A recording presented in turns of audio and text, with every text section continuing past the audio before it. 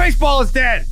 Rest in peace. Dallas, you're in a box of some sort? I am in a press box. That is a very good guess, Jared. Contrary to popular belief, you do know your box. Yeah, no, I do. And I always know that a camera must be near if Dallas is wearing the Scally cap. It must be close to game time if Dallas is covering up that top of his. What time's the A's game today? I let the lettuce fly. We got we got a ball game. We got first pitch here in about 3.5 hours. 3.5 hours. Can't miss. Some people are calling it the game of the day.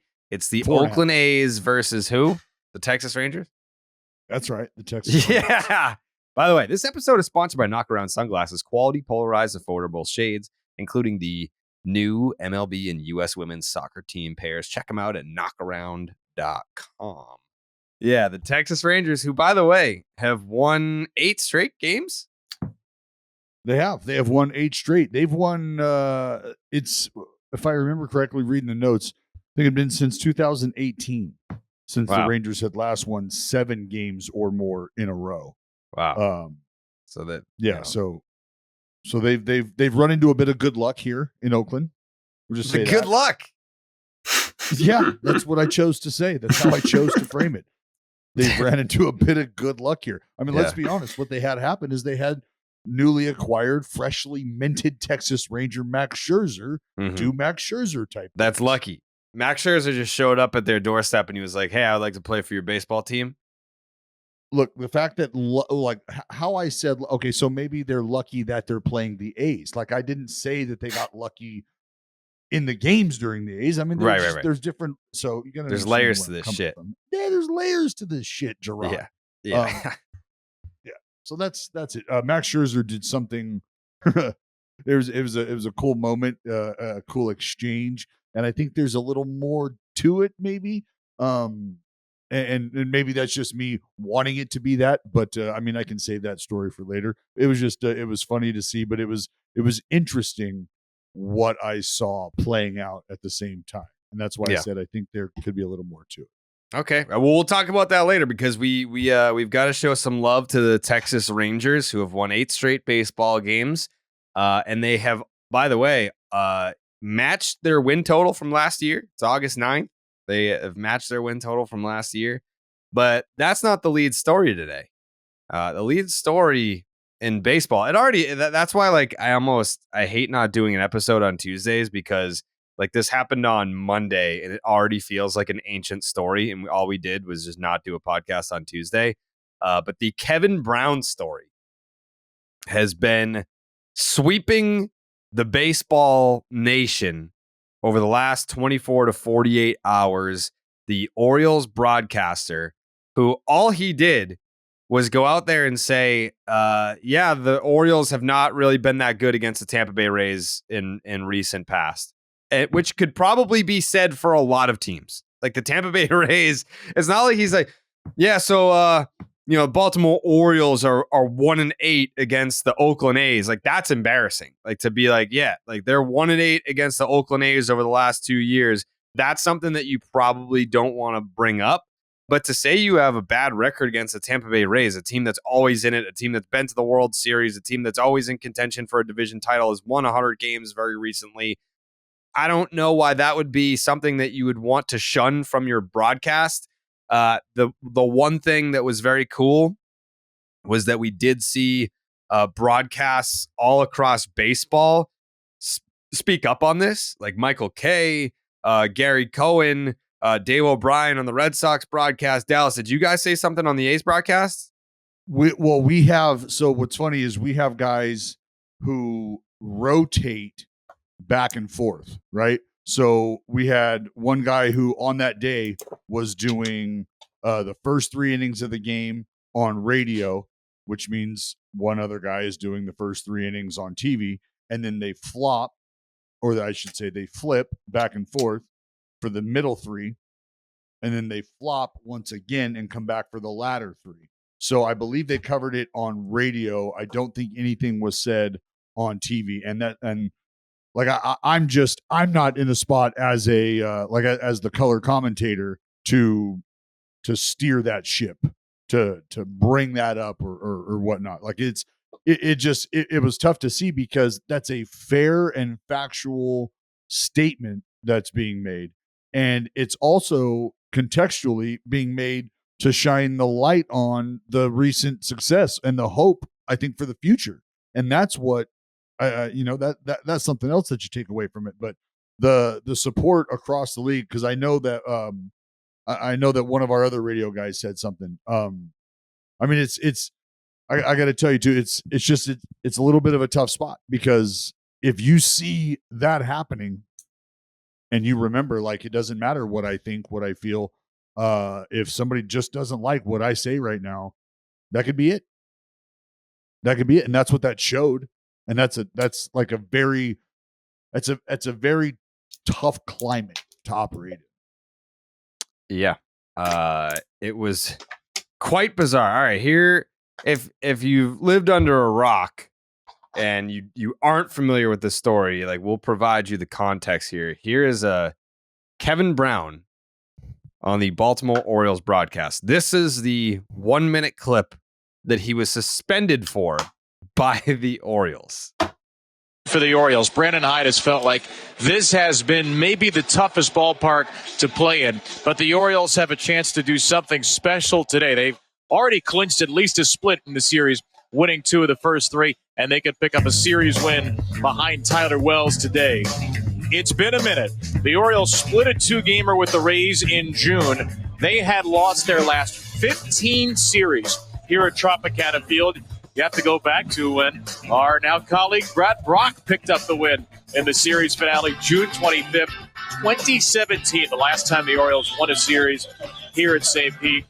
Already got 3-2 at the Trop this year after winning 3 of 18 the previous 3 years combined. It is a stark difference, Ben, and it is not a bad Rays team. It's not like all of a sudden the Rays became slouches in the American League East. They've led this division every day but now 2, and the Orioles once again are back alone in first place. Yeah, that's it. That's it. And the fact that the Orioles broadcast threw up a graphic to show that the Orioles at Tropicana Field since 2017 are 0-15-1. They split 1 series. The graphic tells you that the entire production team was in on the whole. That's the thing. Yeah, that's like, it's not just a broadcaster going rogue. Like, it's just like the first example that came to mind. But like on the post game yesterday, I think like Papelbon was just popping off about what was he saying? He was kind of like calling into question like the team's heart and drive or whatever. Like, if the Red Sox really wanted to, they could be like, whoa, like, that's a little too far. And like that's just a thought that came to his mind. If there's a graphic made, then you're queued up to talk about something. There was a production meeting. There were people that had to make the graphic that said, hey, in this block, we're going to talk about this in case there's stats researchers that are going like, hey, by the way, just going back to 2017, the Orioles are 0-15-1 at Tropicana Field. We're going to hit on this. All right, cool. I can speak on that. Like, there's so many different people that would have been in the know / responsible for something like this getting brought up. Yeah, 100%. Like, that's the whole thing is it's a collaborative effort. Like you said, pregame meeting.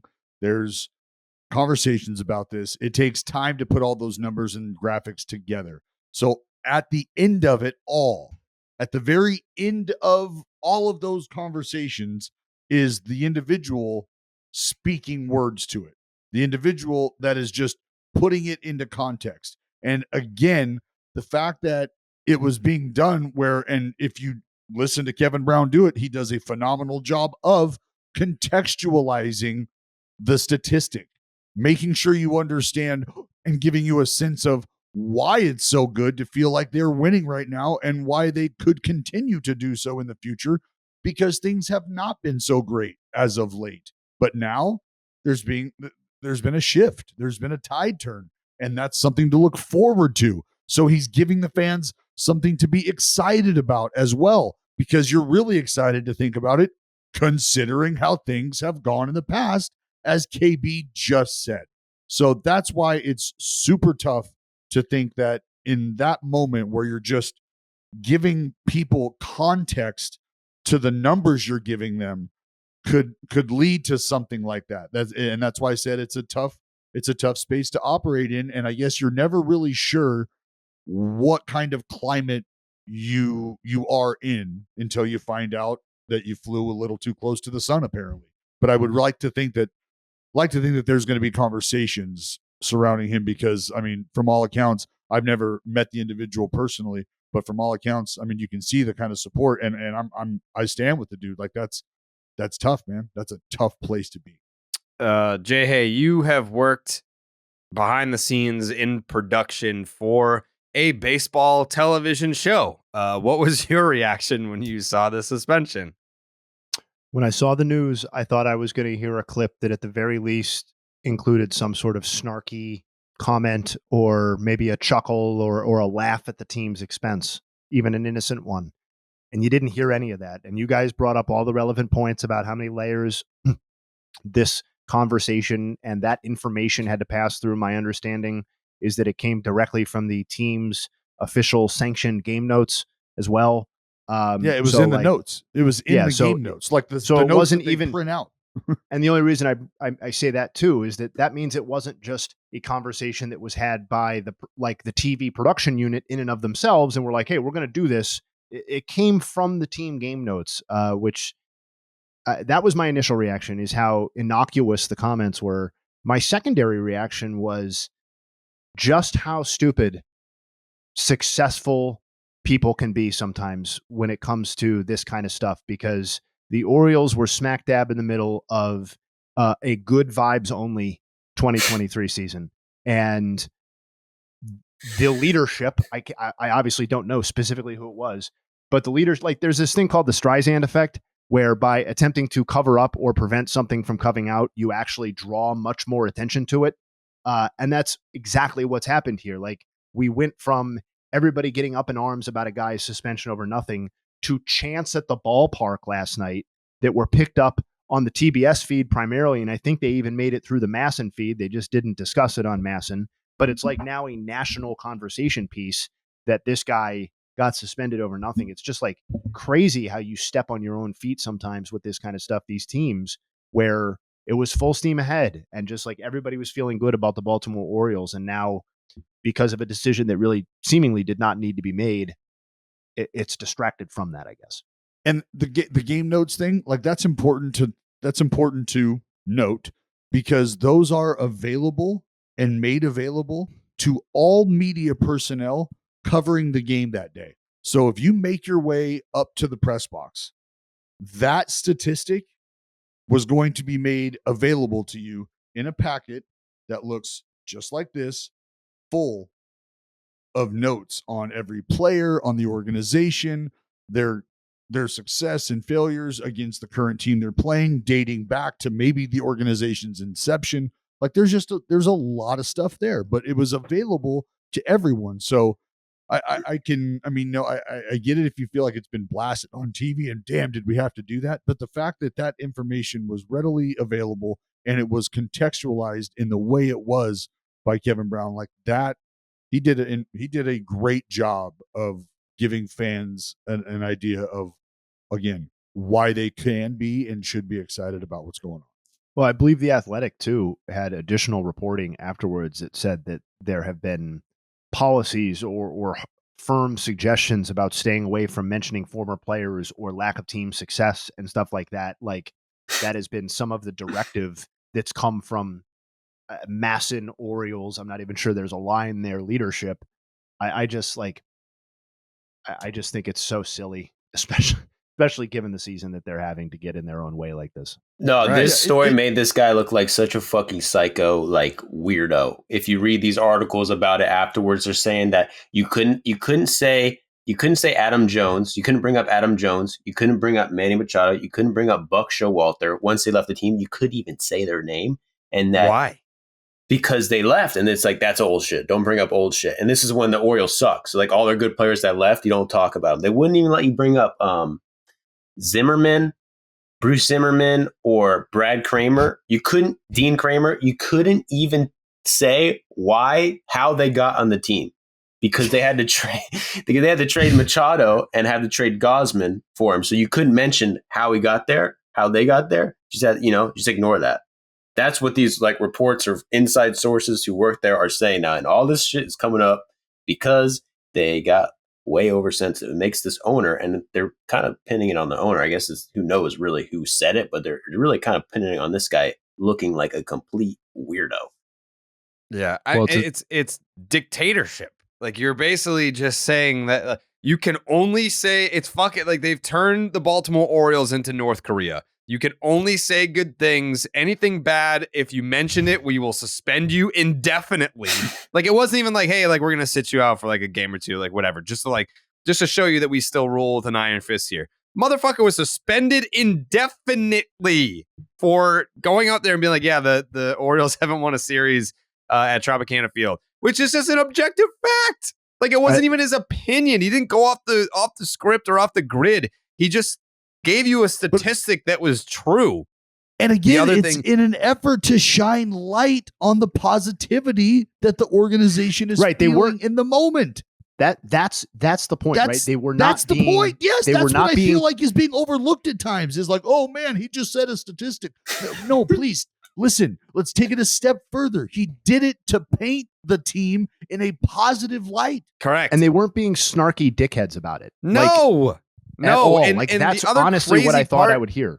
The crazy part about it is the report that came out last night was that they were doing an internal investigation, not to figure out whose decision it was to suspend him for stating a fact. They were doing an internal investigation to figure out who leaked this to the press, who ratted on us for doing this fucked up shit to our employees. Also, last night during the broadcast, this is another thing that happened. 5 RBIs Friday, 2 more tonight.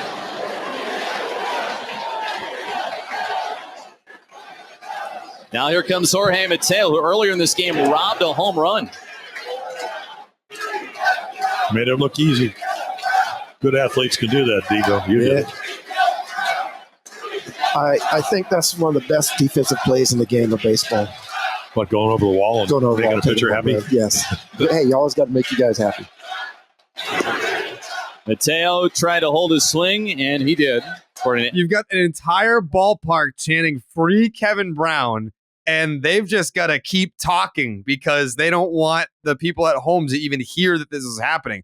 Obviously, they're not going to acknowledge that it's happening, but they're trying to talk over it so that you can't hear what the crowd is chanting. It's look. It's just so embarrassing and unnecessarily so.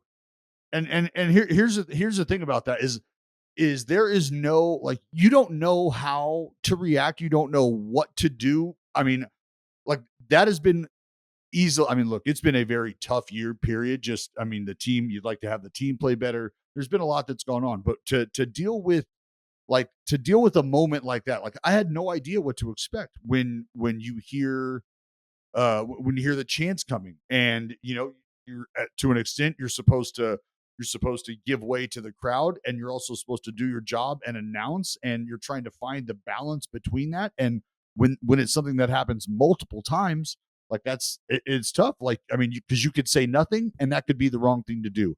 You could completely ignore it and that could be the wrong thing to do. And it's almost like the Goldilocks effect. Like, do I do too much? Do I do not enough? Like, what's the middle ground? Which porridge is just right? It's like it's an impossible situation to be in as an announcer. So you're just trying to.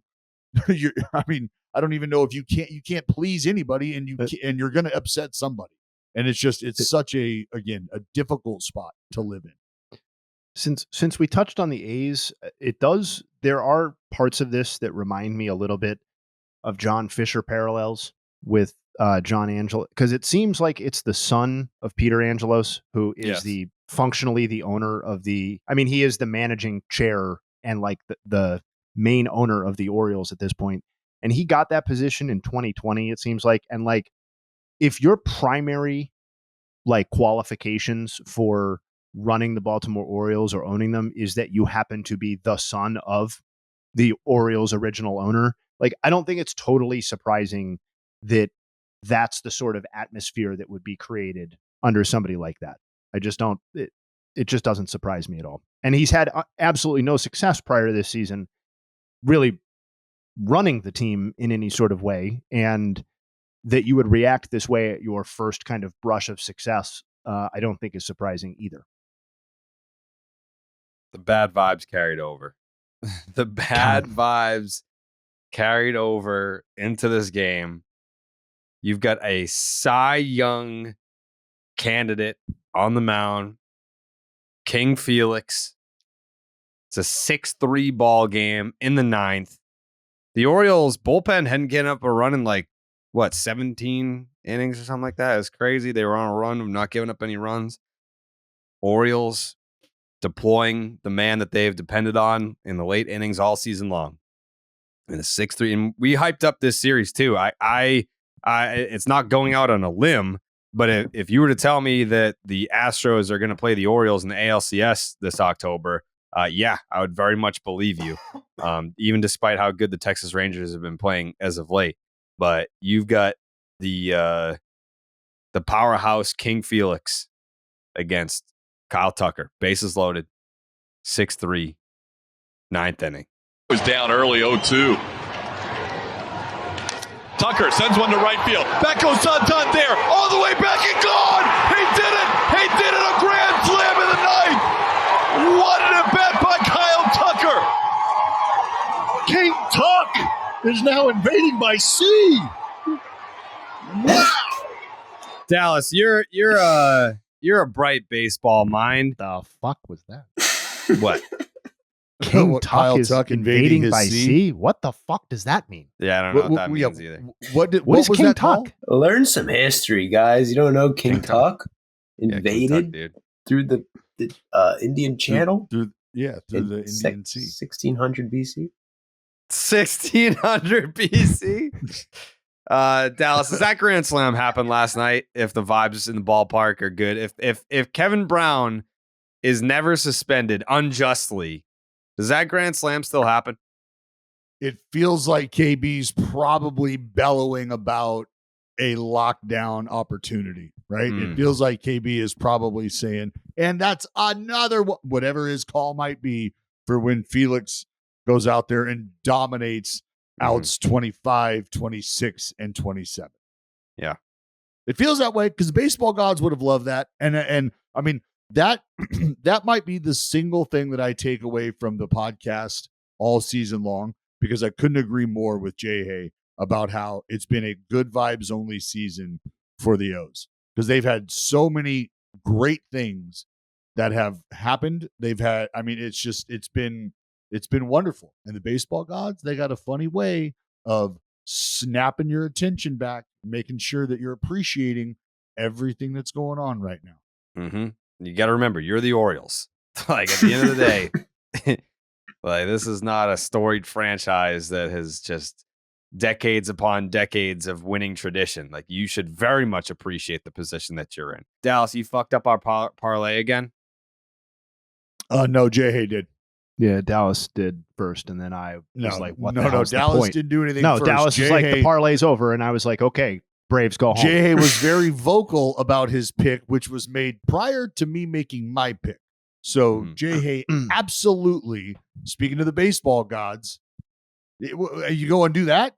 I mean, this is a Pirates podcast. And let me just ask a question. If mine had been right, would our parlay would our parlay have hit if mine had been right? Let me tell you something. According to Wow, my TA, how far the pirate ship has fallen that we're playing the music for Dallas getting his parlay wrong.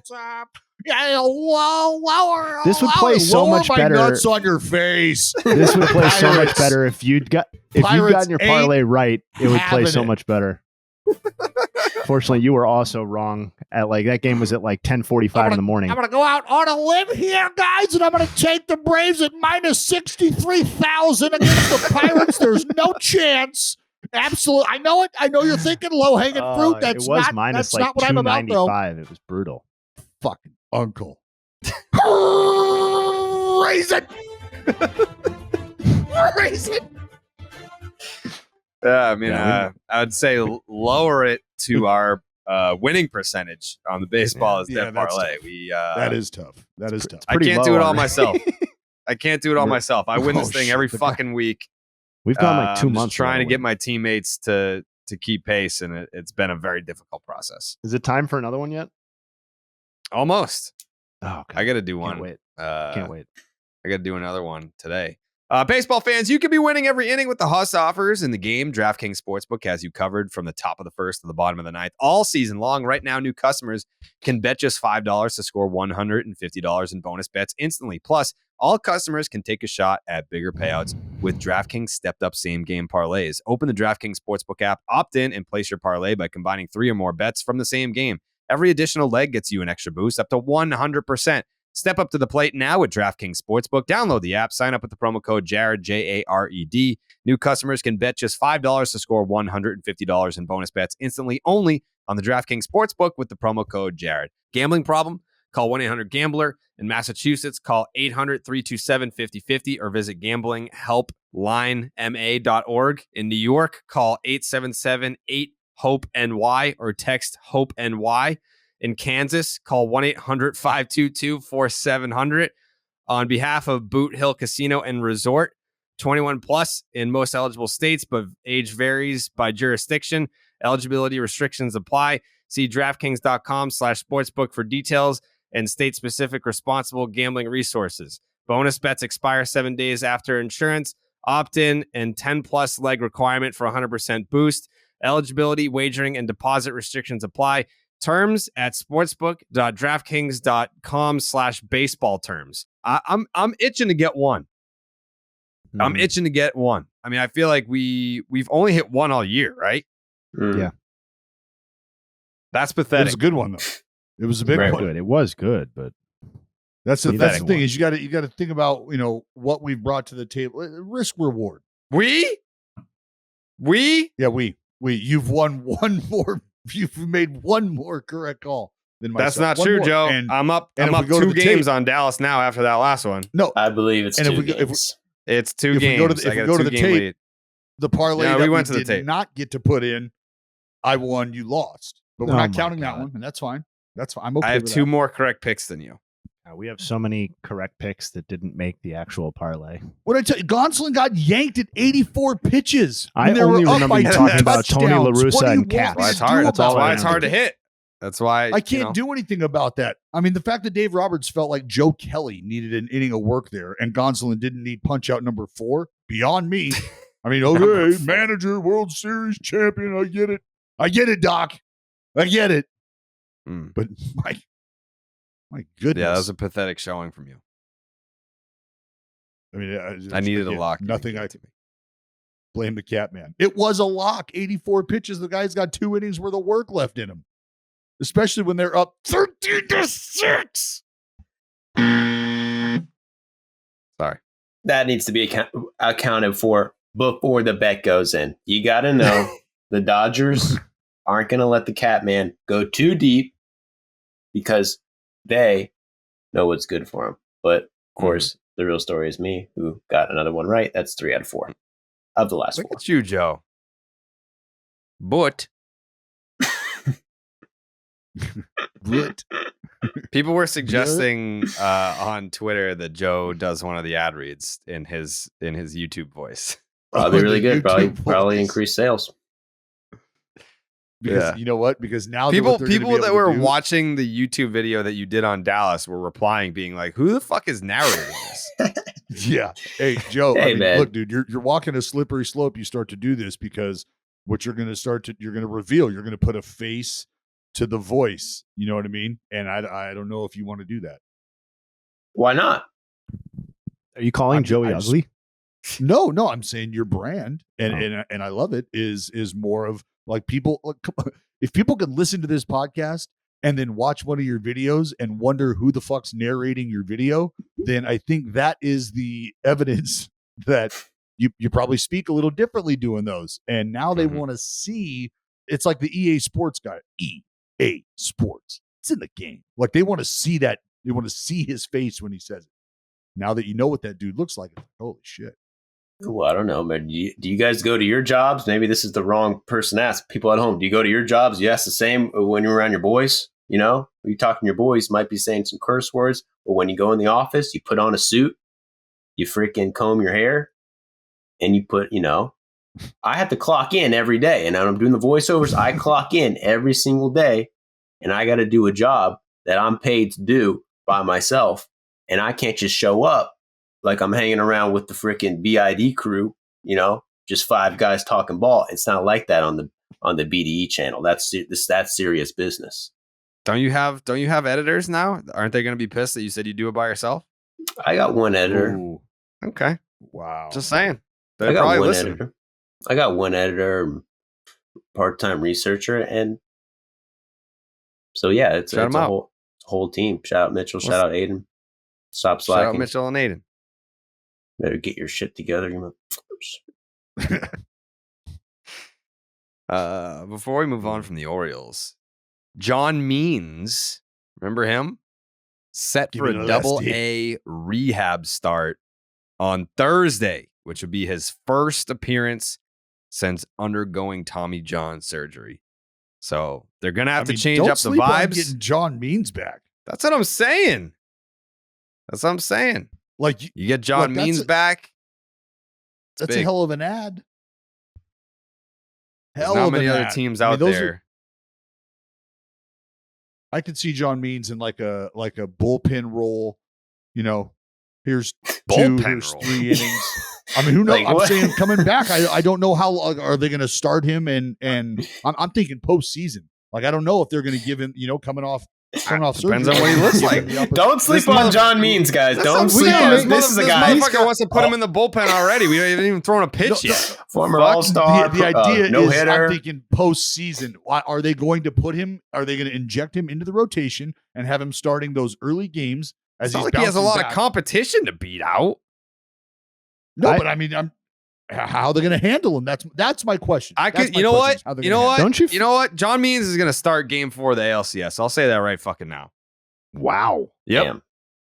John Means getting the ball to start Game 4 of the ALCS. Don't you think it's getting ahead of ourselves for him to have even made the postseason rotation in this hypothetical or the roster? Yes, I mean, absolutely. I'm just saying it's a low bar. It's a low bar. That's why I set the bar at, hey, maybe we see him in a bullpen role because you literally wanted to kick him off the team. Yeah, you can't say don't sleep on John Means. He might be able to get some innings in the postseason. John Means would be going to be one of the best left-handed mop-up relievers in the league.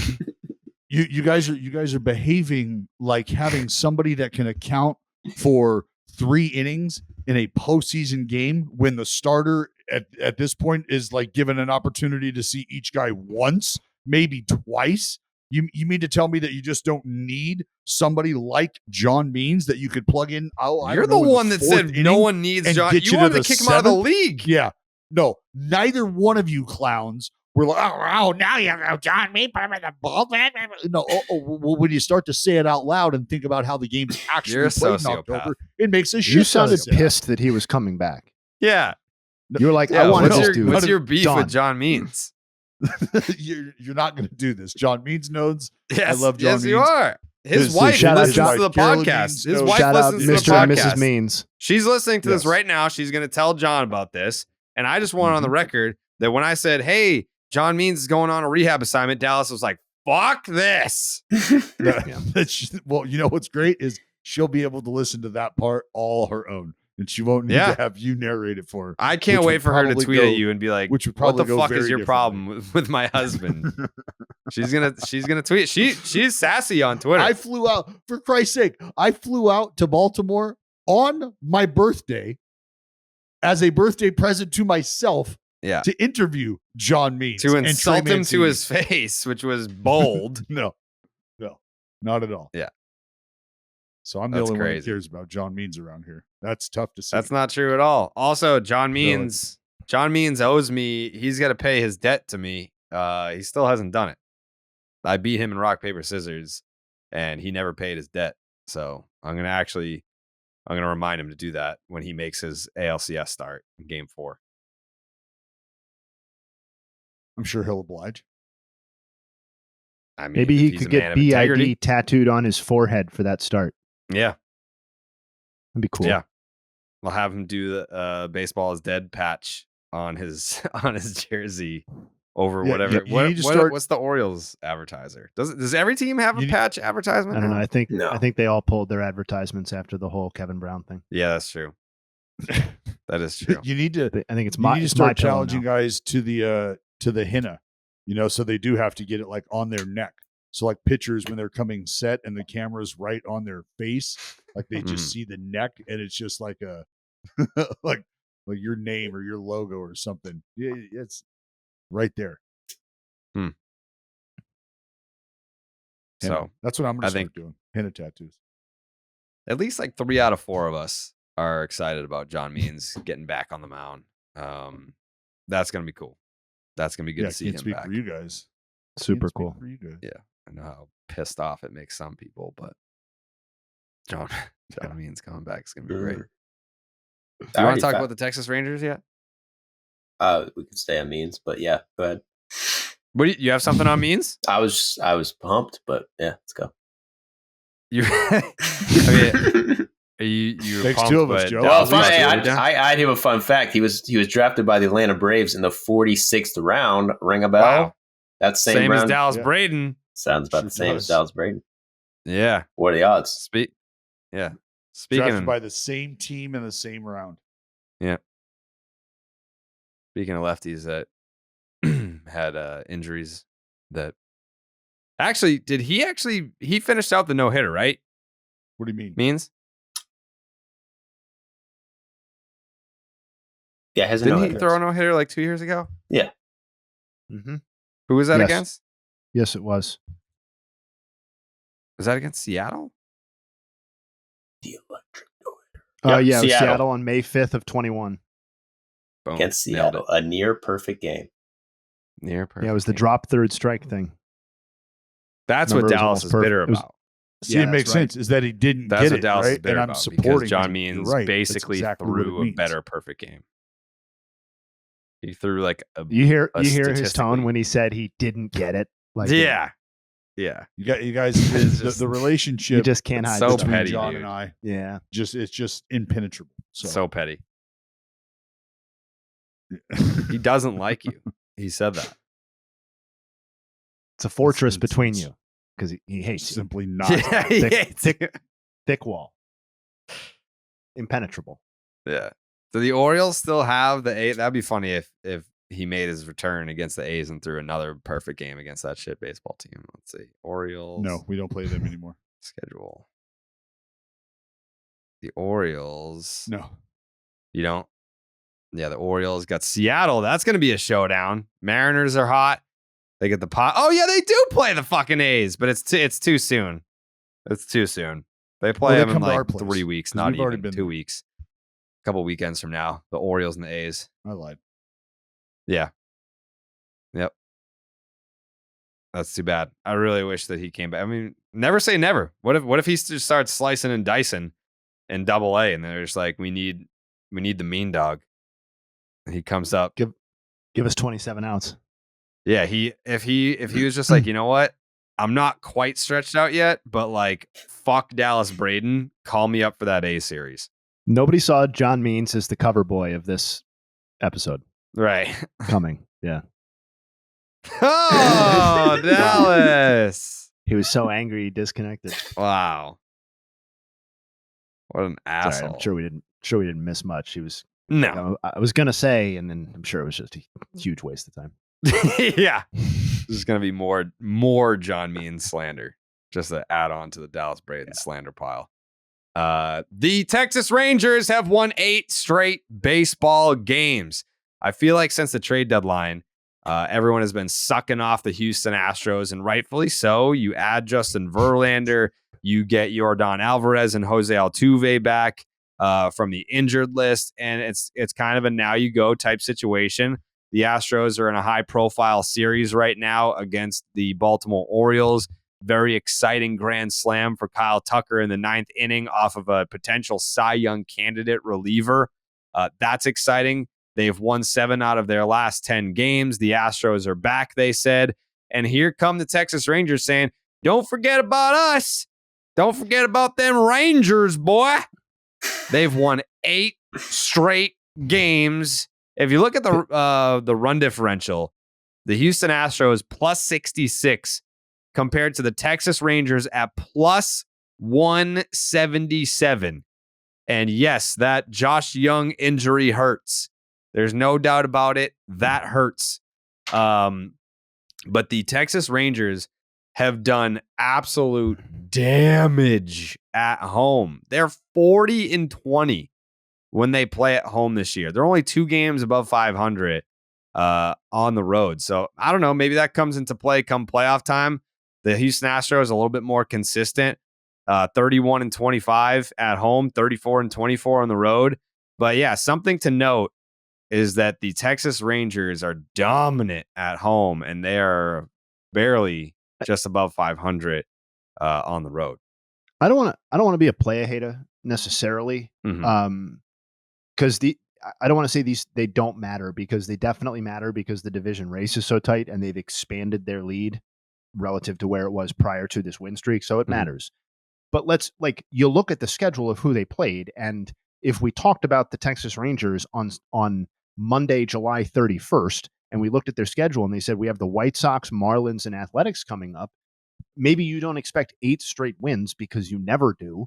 But in that string of 9 games, which is what it'll be after they play Oakland today, I think you would have been disappointed with anything less than 6-3 or 7-2, right? So I don't think it's completely crazy. I mean, the White Sox are, as we've outlined, as big of a current dumpster fire as exists in Major League Baseball. The Marlins are slumping. They're fine, but they're a 500 team. And the A's are a legendarily bad baseball club. So, yeah, it is 8 straight, and it's important. But I don't think we've necessarily learned anything about the Rangers that we didn't know before the 8-game winning streak. Good to see Scherzer's start last night, though. I think that was important after to get him a really rock solid start, no questions asked. Yeah. Even if it wasn't against Oakland. Yeah. I think it's, to your point about the significance of the winning streak, I think for me, what you take from it is it came during a time that everyone was on the Astros' dick. For sure. Everyone was saying the narrative had swung. Yeah. Yeah. The Astros are back. I think even, correct me if I'm wrong, didn't it get to a point where the Astros were still in second place, but they became favored to win the division? Yes. So, yeah, I mean, that's what I take from it, is that it's you can't tell me that the Rangers don't see that stuff, or everyone can say, oh, we block out the noise and we ignore the outside. No one actually does that. Of course they see that the Astros are now favored and the Altuve's back and Jordan's back and they got Justin Verlander back. You have to pay attention to that stuff. You're out of your mind if you're a team that won 68 games last year, and now you're in a position to win the division, and it's the division that the premier franchise in the American League over the last decade. That's the team that you're taking down. Of course, you're looking over your shoulder when that team is breathing down your neck, what they're doing, what they're up to, how they're performing.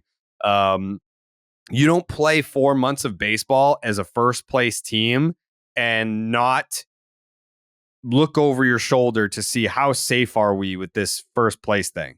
We didn't build up this lead to kind of have playoff equity where it's all right, we're in first place and that's great and all, but the goal is just to get in. We'll win the wild card and that's fine. No one expected us to win the division this year, which is all true. No one expected the Texas Rangers to win the division this year. But once you've set out and had possession of first place for as long as the Rangers have had it, the goal is to finish the job, win the division. That's it. No one's going to call it a collapse if the Astros win the division, because that was expected. What wasn't expected was the amount of injuries and the length of those injuries that the Astros had to overcome. If Houston were to overtake the Texas Rangers and win the division this year, I think we would all be able to commend them for being able to hang in there. We just mentioned the run differential. Obviously, the Rangers are having a better season. They just are. They're having a better season, not just than the Astros, but then pretty much everyone in the American League. So, yeah, you're going to give credit where credit's due either way. Whoever comes out on top in the AL West, you're going to give credit where credit's due. But if you are the Texas Rangers, this was a statement, and it's still ongoing. It's not over. This is a statement winning streak by the Texas Rangers. And even if the Rangers are a feel-good story, like you're saying, which is totally true, and nobody expected them to win, and your point about, well, you're in first place this far into the season, like that's all well taken. This is not this isn't like a plucky out of nowhere small market team. This is not like the Reds situation, right? The Rangers are heavily invested in winning right now, and they are winning right now. But like they were heavily invested coming into the season with their free agent signings of the previous 2 off seasons. And then they went and reinvested with the Max Scherzer trade as well, which, while some of it got paid down, is still a financial commitment for them. So I think this is, I do think there is a level of pressure on them, and it's not just a anything goes, we're happy to be in it sort of scenario. But I do think that this is a classic case of taking care of business from a team that now has championship aspirations. They played 3 straight series against teams they should beat, and they have a potential to beat every single game or win every single game, which would be huge for them. But I do think it gets a little bit interesting once this series ends and they start to play other teams with some postseason aspirations. The next time they don't play a team, or they play a team that isn't currently in the general playoff picture, is the last weekend or the last stretch in August when they play the Mets on August 28th. So they got a stretch of a couple relevant teams. I think biggest thing is that they got, it's the Scherzer, two great starts, 2.77 ERA, 2 starts. 3 of those runs were in the very first inning against the White Sox, and I watched it, and they were kind of a little bat bit. It's kind of got unlucky. So that's going to be a big thing for Scherzer, is to have a strong Scherzer, a healthy, strong Scherzer. Who knows what happened? This is giving me a lot of the this is just this divisional race reminds me of the Dodgers and the Giants from 2 years ago. Very similar vibes. Yeah. I mean, those 2 teams blew past the 100 wins total. What are they on pace to win this year? I don't think that's that high. I don't know, but I mean, the Giants were a way bigger surprise, I'd say, that year than the Rangers are this year. But I do think that this isn't going to be like, I don't think the Rangers are going to run away with this. It's one's coming down to the wire. No. Rangers are on pace for 96.5 wins, and Astros are on pace for 92. There you go. This winning streak gave them a little bit of breathing room there. It's a 3-game lead for the Texas Rangers.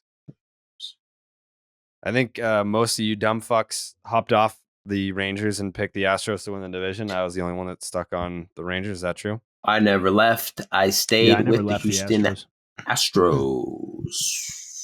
If you call me a dumb fuck for it, that's your prerogative, man. I can't worry about what other people are doing and thinking. I stay in my lane. I worry about me, and I worry about my Astros. Mm-hmm. And we're in a good spot right now. Cowboy. What is that from? What is this? What do you mean, what is that from?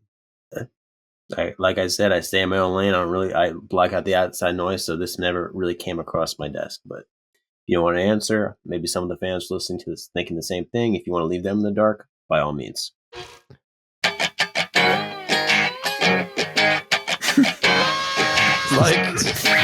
like you don't fucking know, Joe. Stop being stupid, dude. Well, I'm packing up my game and I'ma head out west. You're a real fucking women come idiot, equipped with dude. scripts and fake press. Find a nest in the hills. Chill like I don't even. Straight up point proven, dude. I do like that. Yeah, I know. Imagine when the Texas Rangers win the World Series and Kid Rock is on one of the duck boats, and that's like their official rally song. That's gonna hit like meth. You said Kid Rock's been hitting the meth. You said, yeah, probably.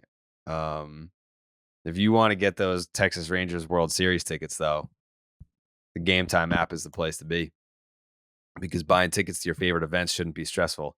Game Time is the fast and easy way to buy tickets for all the sports, music, comedy, and theater near you with killer deals on last-minute tickets and their best price guarantee. You can stop stressing over the tickets and start getting hyped for all the fun that you will have. Again, Texas Rangers World Series tickets, you'll be able to find them on the Game Time app. You'll be able to see, where you're going to be seated. You have that amazing view right there on the app. Forget planning months in advance. Game Time has deals on tickets right up to the day of the event. Get exclusive flash deals on tickets for football, basketball, baseball, concerts, comedy, theater, and more. Game Time guarantee means you'll always get the best price. If you find tickets in the same section and row for less, Game Time will credit you 110% of the difference.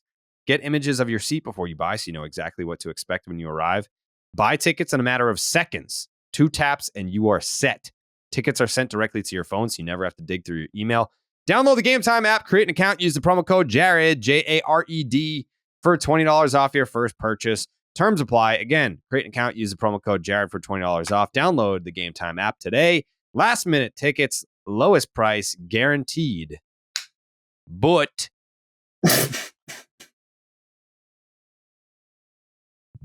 Dallas is back? But what? I'm here. It's just a black box. Can you hear me? I can hear you. We can't see you, which is probably better. Yeah, I don't know. This is all. I think this is probably Jake's doing. He's the one who either lets me use the camera and mic on any given day. Dissension in the ranks. So Red Sox lose 1 game to the Royals, and Dallas just starts lashing out against his own producer for his Red Sox podcast. There's been a lot of censorship this week. There's been a lot of censorship this week. Dallas, what do you think about the Red Sox losing to the Royals last night in the Trevor Story return? First time playing shortstop for the Boston Red Sox in the post Xander Bogaerts era. Well, I wanted to talk about how that made me feel inside. Yeah. Having watched a captain of the ilk and pedigree of Xander Bogaerts move on to greener pastures. Yeah. I don't know how much greener. Not really that green, honestly. I mean, concerned, very green, much greener than the Red Sox were ever going to offer. So I can understand that, but I think this was a long time coming. I think it's a long time coming. Mm-hmm. This is what the team has needed. Yeah. They've needed somebody to come along and plant their flag. And whether it's by production route or just by being a healthy name back in that lineup, this is what the Red Sox needed. Unfortunately, it just wasn't quite enough to take care of the Kansas City Royals, which he went 0 for 4, 3 strikeouts and a ground out. So just wasn't enough. It's not how you'd like to start things off, but no. Do you think the Red Sox are going to get back at it, or is this it? Is this it, Dallas? What's that? Are the Red Sox gonna get back in this thing, or is that it? Oh no, the Red Sox are probably just gonna roll over. Is my guess. Ooh, I don't want to see that happen. I'd like to think that Trevor Story could make an impact here. Could maybe right that ship. Mm-hmm. Red Sox got a cakewalk in terms of schedule. Next 3 series, they got this one against Kansas City, then they go to Detroit, and then they're playing the Nats. So you think, maybe we could be buyers. Oh, cakewalk, Joe. They're 0-1 starting this runoff.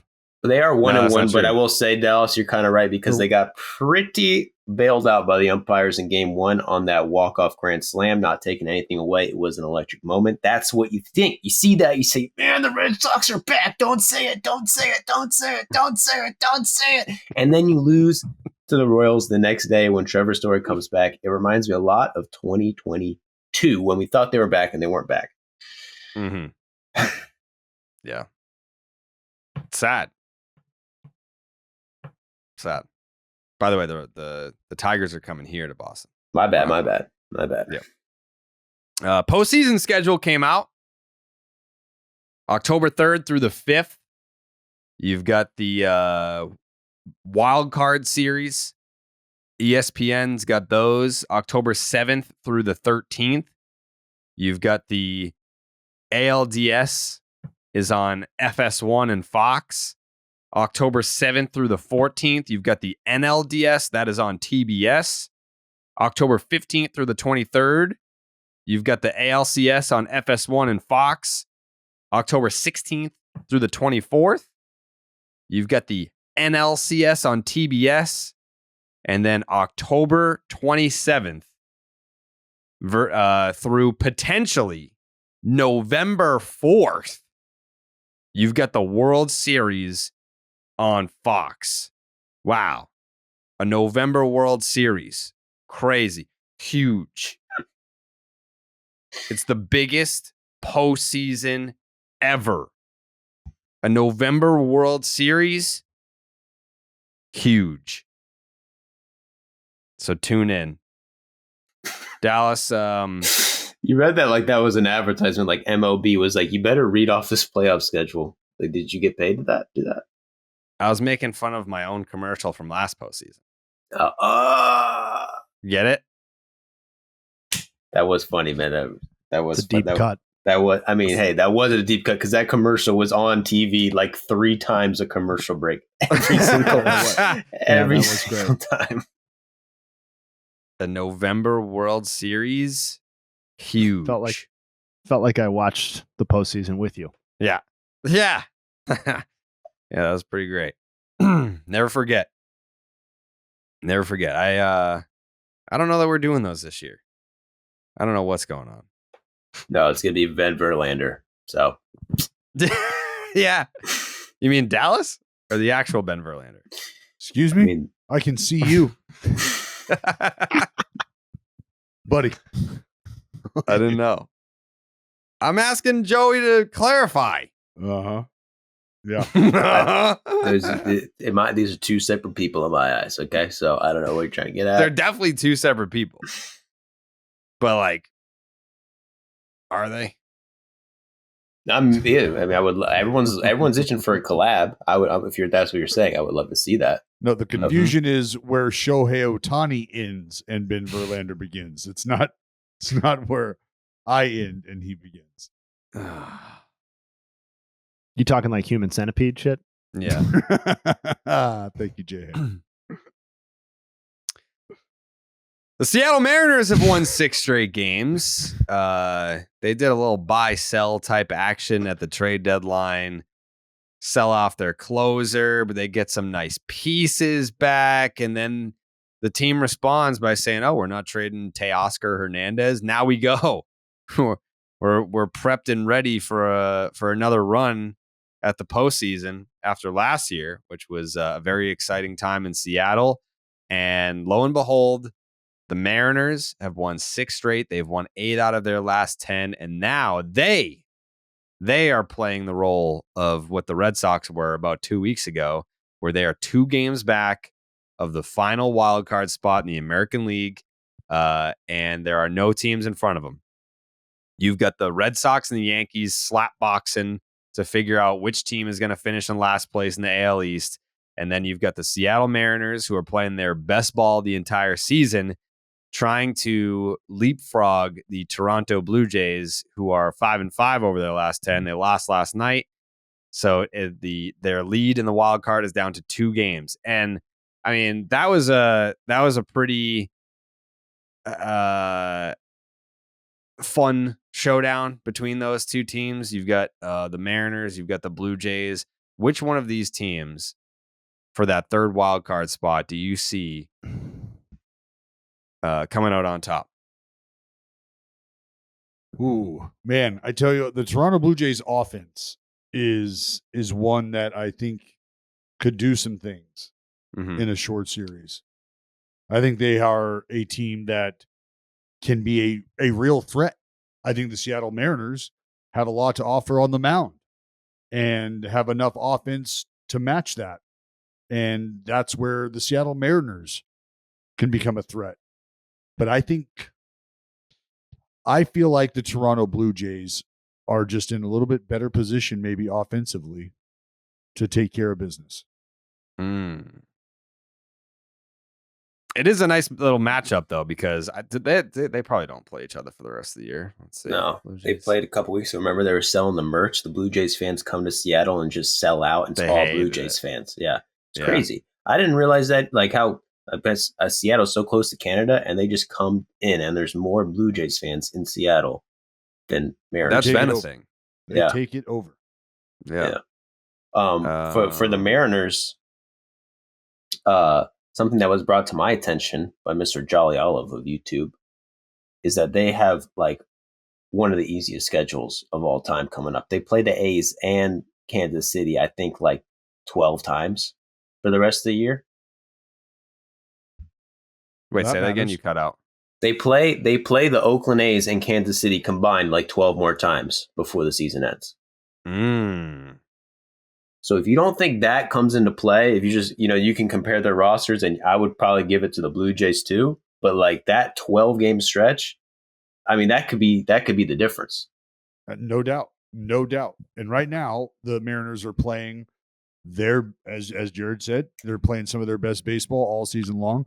This is the time of year where you also don't want to get caught, getting too hot too early. That's what this could mean as well.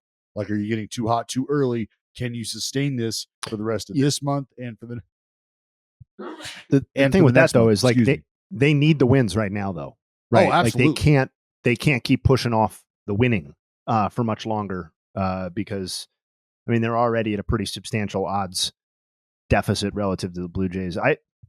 The thing about the Mariners, and I know we haven't talked about them much, and I was going to bring up the pitching if Dallas didn't, but like this might end up being the quietest 25 homer, 30 stolen base season in MLB history from Julio Rodriguez. Like I know the expectations were he's at 18 and 27 right now. I know the expectations were offensively, like his triple slash line, the expectations were higher than this coming off of last season. But he's going to be at like a 4 to 5 win player. And I just got to say, this doesn't matter at all for who's going to win the division. But last night when Julio Rodriguez came down with that catch on Fernando Tatis and then just played it off all cool, like, did I catch it? Did I not? Like, I'm just chilling here. I'm just walking in. I was like, damn, that guy's cool. Like, he's a cool dude. I would still take the Blue Jays, though. I think the gap between the two teams in offense is a lot greater than the Mariners' edge in pitching overall. But strength of schedule is a great point. Yeah. I mean, looking at the Blue Jays schedule here, they've got starting in mid-August.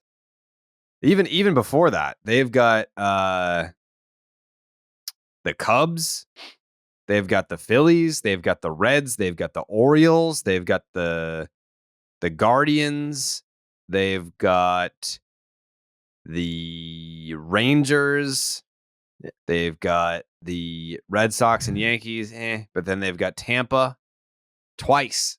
2 of their last 3 series are against Tampa. So, I mean, that might, we kind of mentioned the starting rotation, and that's fine. I don't want to breeze past it quite that quickly, though, because I think that undersells like how borderline dominant the top 3 in that rotation have been this season in whatever order you want to put them in between Castillo, Kirby, and Logan Gilbert. But like in ERA, they have 3 of the top 15 pitchers in the AL. And by FWAR, they have 3 of the top 13. I mean, it's the same 3 guys, but no other rotation really features that level of depth unless you believe in Yusei Kikuchi's season, and I'm not so sure that I do. But that is a devastating front 3, and the other nice thing for the Mariners is that it's a youngish front 3 and one that they have under control for the next couple of seasons. So I think that combined, I know they traded from the bullpen, but the bullpen overall, even with that departure, has been pretty dominant this season. And Matt Brash might be, on a per inning basis, might be as dominant a reliever as exists outside of Felix Bautista maybe this year. And I think in a short postseason series, that game could get very short very quickly for an opposing team against the Mariners. The question is, are they ever able to scrape more than 2 or 3 runs in a postseason game together? Joseph? Yeah. I think they definitely do scrape in a ton of runs in the postseason, just because, have we not forgotten the electric city, the good juju that comes in Seattle? Both cities are places that you don't want to be in a playoff series. Brother, but they don't ever win. Yeah, but it's like, dude, they don't. Neither of them ever really win. No. Yo, don't disrespect those early 90s titles from the Blue Jays, my friend. No, I mean, even the shout out Ed the Blue Sprague. Jays, the Blue Jays, because of how dominant that Cleveland run was in 2016, they never get credit for making it to that ALCS. They just got snuffed out real quick. Yep, you're right. Like Ryan Merritt was shutting down the Blue Jays. But that was like one of the most dominant lineups. I mean, they were super right-handed heavy, but man, No, you're right. 15 and 16, those Blue Jays teams were really fun. Seattle might never really win, fun. but they that place rocks. Yes. Which one? I mean, they Toronto. both do. They both do, but Toronto like to Jared's point about the 15-16 run, like I want to say they led Major League Baseball in attendance, if not both seasons, then definitely in 2016. And there's a long history of when the Blue Jays put a product on the field that's good, that they draw a lot of fans and that they are very supportive of that team. Yeah. And loud in the postseason. Yeah. It was all you could hear was the Blue Jays fans at Fenway Park this past weekend. Like they traveled to Fenway, and it's like I expect that from the Mets. I expect that from the Cubs. Even like the Yankees, the Astros fans travel really well. But I mean, for an interdivision series, like the Blue Jays are at Fenway all the time, but it didn't matter. Like they showed up big time at Fenway. That'll be a fun series if that happens. If it happens, but I feel like it's only going to come down to one. I think you've got one seat for two teams between the Mariners. Like I don't like who do you see falling out of it? Like Tampa's going to be there, Houston's going to be there. Like I would be shocked if both Toronto and Seattle had room to make it into the wild card. I just don't see that happening. I think you're right. Yeah. Something to keep an eye on as we move forward. The Los Angeles Dodgers, to no one's surprise, they are pulling away in the National League West. Obviously, they had that series against the San Diego Padres, and they own the San Diego Padres. Anytime that the Dodgers need a little bit separation between themselves and everyone else, just play the Padres. They have opened up a 5-game lead, which I want to say that has to be their biggest lead of the season. Yes. Has to be. I'll pull it up right now. Yes. The Los Angeles Dodgers, their largest because it was the lead. Diamondbacks for a while. Is. Dodgers were climbing. Giants were there.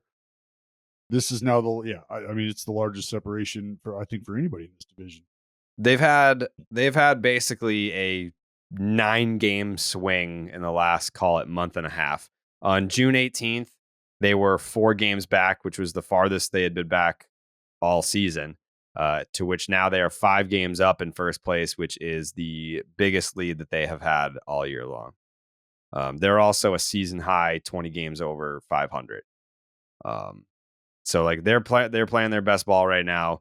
They've got the biggest lead that they've had all year. They are the most games above 500 that they've been all year. And their run differential now is up to plus 120. Not to say that that's rivaling the Atlanta Braves, but they're in the same tier. Like if you look around the league right now, it's like you get the Padres at plus 61. The Giants are plus 27.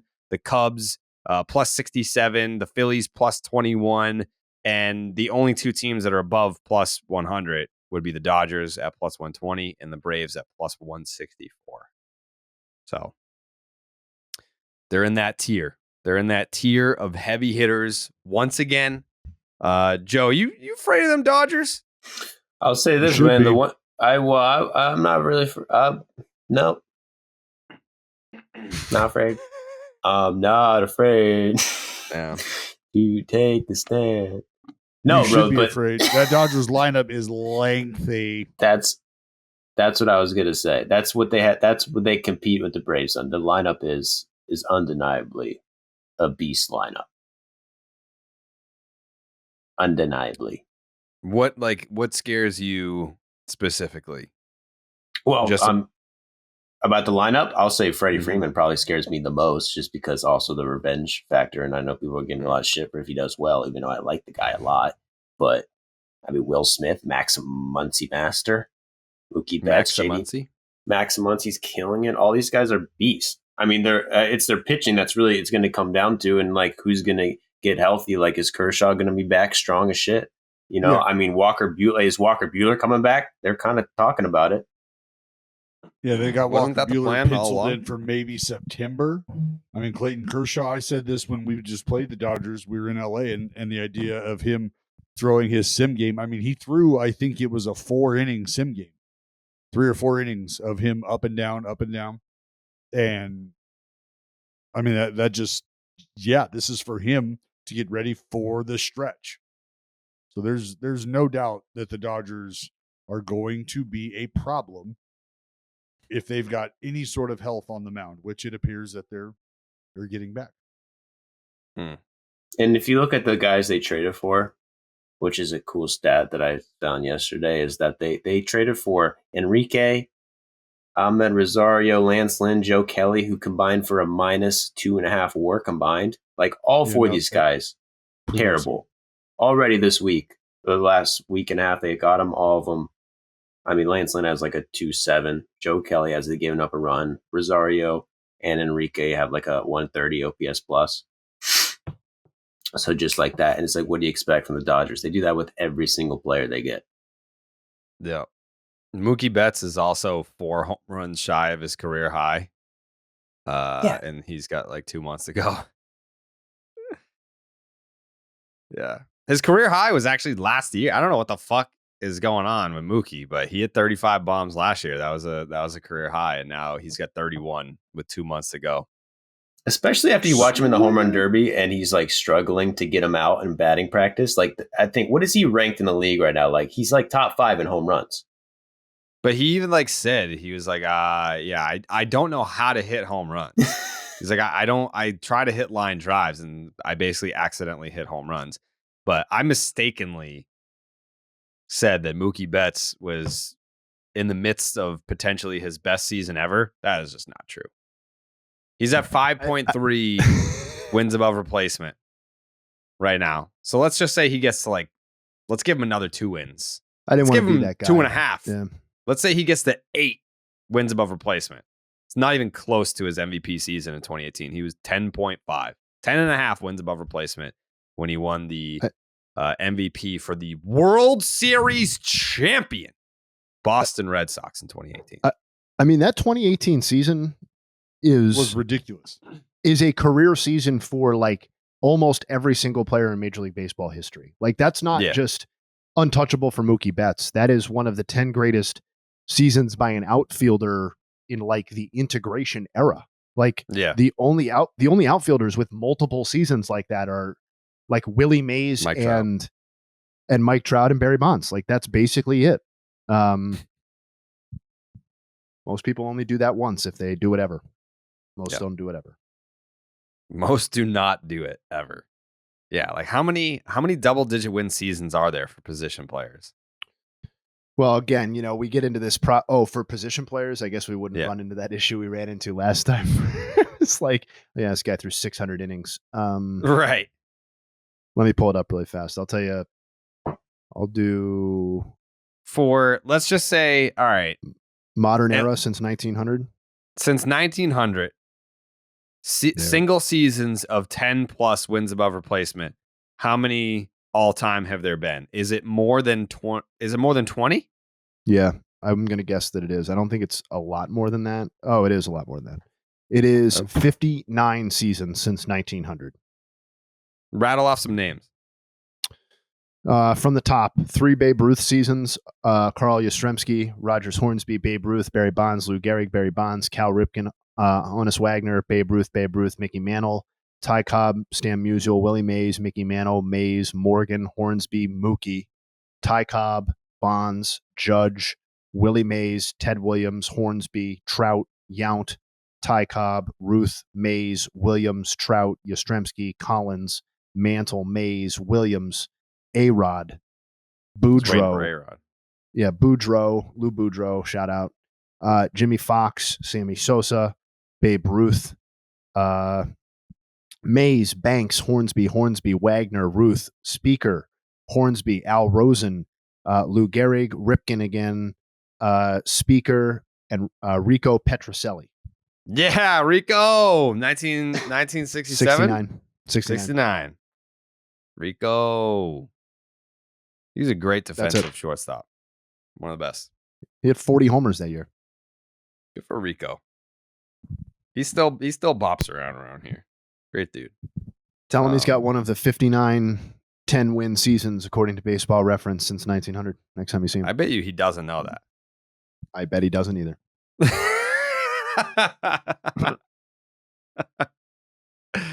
I was surprised at the lack of A-Rod in there. I mean, I feel like some of those seasons like 07 and 03, like basically all the Texas Rangers years, what is that, 01, 02, 03, and then the year that he won the MVP in New York, 07, like those are all like 10 seasons. He's cursed by an arbitrary cutoff because really what is the difference between a 9.4 and a 10.0 win season? But he had 3 9.4 win seasons, according to Baseball Reference. So that's 3 seasons that you're probably thinking of. And then he had 4 additional seasons that graded out at 8+ wins above replacement. So maybe didn't have like, you know, it's hard to say he didn't even have the peak of some of those guys because we're still talking about 8 seasons where he had 8+ wins above replacement, which is like a lock for the MVP. Yeah, but that's what it is. That's crazy. A-Rod, one of the all-time great player, one of the all-time great people in our game. Broadcasters too, man. Yeah, he's one of the best broadcasters to ever do it. There's really not a whole lot that A-Rod has set out to do that he has failed at on and off the field. Including tests, right? Mm-hmm. That's just like one of those dudes that like, you know how you see like a gentleman and you're like, that's the type of guy that I would love to date my daughter. I see a guy like Alex Rodriguez and I'm like, I would let that guy walk across my mound any fucking day that he wanted to. It's patently false. You would never do that. You know what? Put your money where your mouth is, Jared. Adopt a child. And I'm not saying that I would want Alex Rodriguez to date my child. I said I would let him walk across my mound. Oh. Alex Rodriguez is getting nowhere near my daughter. Yeah. I just want that out there in the ether. In the ether. Better back up. Back the fuck up. Dallas, is it almost game time over there? Almost game time. I mean, the folks are milling about down on the field. Things are getting I can done. hear it. I'm watching Max Scherzer run polls. Yeah. Before we let you go, did you have anything that you want to say about Shane McClanahan? That's extremely unfortunate, man. Yeah. That was a absolute gut punch. Yeah. For the context here, Mark Topkin of the Tampa Bay Times says, Kevin Cash said surgery is a possibility for Shane McClanahan, and it is, quote, highly unlikely he will pitch again this season, though he will see another specialist before making any decisions. Obviously, first and foremost, we feel for the player, who is a tremendous individual. Love him as a guy. Love watching him pitch. But this has some serious implications on the Tampa Bay Rays' pursuit of their first World Series title in franchise history. They're already down, two of their top arms in the rotation? I mean, you could argue 3. Yeah. You could argue 4, honestly, if we're talking about what their projected rotation this season was actually supposed to look like at one point. Because in addition to McClanahan, you have Drew Rasmussen, Jeffrey Springs, who for like 20 innings was the best pitcher in baseball this year. And don't forget about Shane Baz either, right? Like I know his absence was always marked into this season, but he was supposed to be part of this. And if they were doing a postseason series, you'd have to think that McClanahan, Baz, Tyler Glasnow, Rasmussen, and Jeffrey Springs would all factor into that sort of situation. It's one of the most imposing rotations, period. Like you run those dudes out there, there's not even a question about what a 5-game set looks like. You're licking your lips because of what the 7-game set looks like and what you're able to bring to the table. And McClanahan, for my money, was at the top of that list. Top of that list. Yeah. And they've also had to send down Taj Bradley as well. Yeah. And he was, I mean, obviously a very promising arm with some really live stuff, but there were very few people getting hit as hard as Taj Bradley was in terms of both results and exit velocity. Yeah. It was shaping up to be a great run for Shane McClanahan down the stretch as well, because he was a guy who right in the mix of that Cy Young conversation. And as the Rays continued down the road and lean on McClanahan with the type of outings he was having, you have to think not only does his personal performance continue to bolster the conversation around him in the Cy Young, but also what the team success can do, as we know, because we see it happen with the MVP and blah, blah, blah, blah, blah. But if the team starts playing well or continues to play well based on what he's doing, that obviously helps his odds. And it's shitty to think that we're going from a conversation where a guy was, going to be kicked around in the Cy Young banter and have his team rolling right into the postseason, to now that conversation looks very different. Now, guess what? If you had to guess, what do you think with all these injuries? What do you think the Tampa Bay Rays are ranked in ERA in the major leagues? In the majors, even with all of these injuries, you're saying, Joe? Third, yeah, like right now. Like what that. are they right now? I'll say. I would say second. top 5. I'll say 5th. Do you go, Jared? Yeah, right around there. I'm going to say 4th. They are number 1. 1? With all of that. Even with all the injuries. But look at their starting rotation right now. You got Zach Eflin, Tyler Glasnow, Zach Littell, Aaron Savali. Like, even number one ERA in the league, like going into the playoffs, is anyone really, scared of that? No.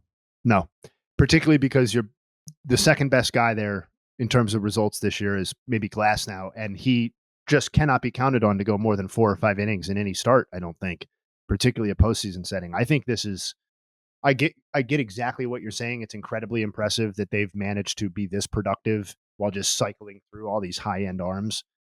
But I do think at some point your championship pedigree gets shaved down when you lose these types of people. And that's where their bullpen comes into play. This is where they're going to have to do what the Rays do and match up, right, with a clock on the wall and all these different arm angles. And this is where they're going to have those guys step up. It just feels like what they've been able to do in the rotation that allows those guys to step up is now being threatened because they just don't have, or they're hoping to have, the sustainability of what these guys that we've just mentioned that are on the shelf provided them early.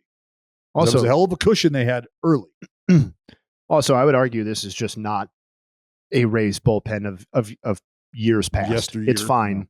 Yeah, it's like I think I have an 8th in ERA right now, which is fine. But I don't think it's a unit that can be counted on to be leaned upon when you're down 80% of a starting rotation and you're starting because you're starting asking a Eflin lot in game 1 and Glasnow in game 2 and Savali in game 3. You're asking a lot out of Fairbanks and Diekman and who else is down there? Adams, Jason Adam. Like, I mean, they can only do so much, man. It's a bummer. Like, and just one more point on McClanahan. Like, I looked at all the guys to throw 400 innings since he debuted in 2021. There's 46 of those people. He's got the 5th best ERA in baseball. The only ones ahead of him are Scherzer, Ohtani, Burns, and Urias. Like, this is a frontline pitcher. Oh, it's not like it's not like he's the guy who happens to be the best on the Rays. Like, this is true blue stuff. Other than a lack of availability now because of injury. That's really it. But he was, in terms of quality, he was there. Yeah. Sucks big time. Big fan of Shane McClanahan, who, by the way, when I saw him at the All-Star game, he was the second pitcher that I asked, the first one being Justin Steele. Because I'm curious if pitchers look at this type of stuff. I asked him, do you look at your baseball savant page? He didn't even know what it was. Justin Steele said the same thing. Do you believe that these guys, especially a pitcher in the Rays organization, you don't know what baseball savant is? Like, you don't know. Some of them do, some of them don't. I mean, I think that's one of the misconceptions. But to not even know what it is crazy. Dude, there's Jared, there was a lot of shit that I was not aware of because you're just so entrenched and so focused in your daily routine, preparing, diet, workout, stuff like that. Like, because what is Savant telling you that some of the other information you're available or exposed to isn't?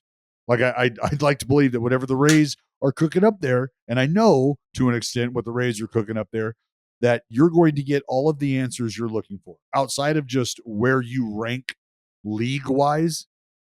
That's really just a dig me sesh, right? That's what Baseball Reference and Savant and things like that are just how am I comparing myself against other guys in the league? Well, when it comes to pitch design conversations, when it comes to vert and things like that, you already have guys on a list that have pitches that profile much like yours, or at least the ones you would like to be throwing. So you know who those dudes are already off the top of your head. So he might already know who some of the top guys are in terms of fastball vert, but he doesn't look at Baseball Savant. Does that make sense? I mean, that's fine to not look at it. It's crazy to not know what it is. Like, both dudes just simply did not know what it was or what it meant. And I feel like I believe them. I don't think that they're lying. But if I was in the league and it's like, this is kind of how fans determine like who's good or not. Like, oh yeah, he's got a bunch of there's a bunch of red there. There's a bunch of blue there.